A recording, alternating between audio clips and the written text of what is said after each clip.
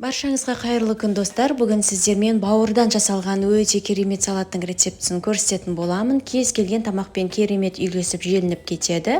Міндетті түрде жасап көріңіздер, және бұл бауырды біз қуырмаймыз, сол үшін жасалуы өте оңай. Ең алдымен біз бауырымыздағы осындай артық керек емес бөліктерін алып тастайтын боламыз. Одан кейін бауырымызды жіңішке етіп турайтын боламыз. Видеода көрсетілгендей жіңішкелігін және көлемін осындай орташа бөліктерге бөлетін боламыз. Құрметті достар, егер де менің каналыма тіркелмеген болсаңыздар, міндетті түрде тіркеліп алыңыздар. Одан кейін енді қайнайын деп жатқан суға бауырымызды салып пісіріп алатын боламыз. 5-7 минут қана пісіреміз.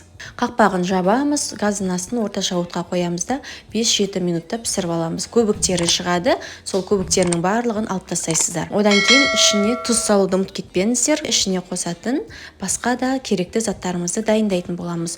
Ол үшін біз 1 штук пиязымызды, 1 штук болгар бұрышын, одан кейін 1 штук сәбізімізді және аскөгімізді, одан кейін көк пиязымызды барлығын тура видеода көрсетілгендей етіп турап, теркадан өткізіп және барлығын дайындап аламыз. Кез келген аскөк түрлерін қолдансаңыздар болады. Кинзаны қосып пайдаланатын болсаңыздар, сіздердің салаттарыңыздың дәмі өте керемет болып шығады. Менде бір үлкен сәбіз болғандықтан осындай бір сәбізді ғана қолдандым. Егер сіздердің сәбіздеріңіздің көлемі кішкентай болатын болса, 2 сәбіз қоссаңыздар болады. Одан кейін осы аралықта бауырымыз пісіп қалады. Бауырымызды пісіп жатқан кезде бір араластырып жібереміз, себебі бетіндегілер піспей қалмау үшін тағы бір араластырып тұрыңыз. Одан кейін сарымсағымызды теркадан өткізіп аламыз. Мен 5 штук сарымсақ пайдаландым, ал егер сіздердің сарымсақтарыңыз үлкен болса, 3-4 штук жетеді. Үстіне 1 шай қасық паприка саламыз, 1 шай қасық тұз саламыз, 1 жарты шай қасық кориандр саламыз, 1 шай қасық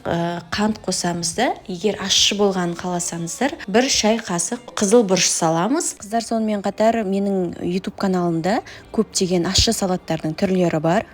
Және де 1 шай қасық соя тұздығын, 2 шай қасық сұйық майымызды қосамыз және 1 шай қасық уксусымызды қосатын боламыз. Барлығын жақсылап қолымызбен араластырып аламыз. Бұл жерде біз бауырды қоспай бірінші өзін араластырып аламыз, себебі бауырымыз бізде өте жұмсақ болып піседі, сол үшін езіліп кетуі мүмкін. Одан кейін біз бауырымызды судан міндетті түрде салқын сумен қайта-қайта шайып жуып аламыз. 2-3 қайтара жуып алыңыздар. Одан кейін піскен бауырымыздың барлығын бірге араластыратын боламыз.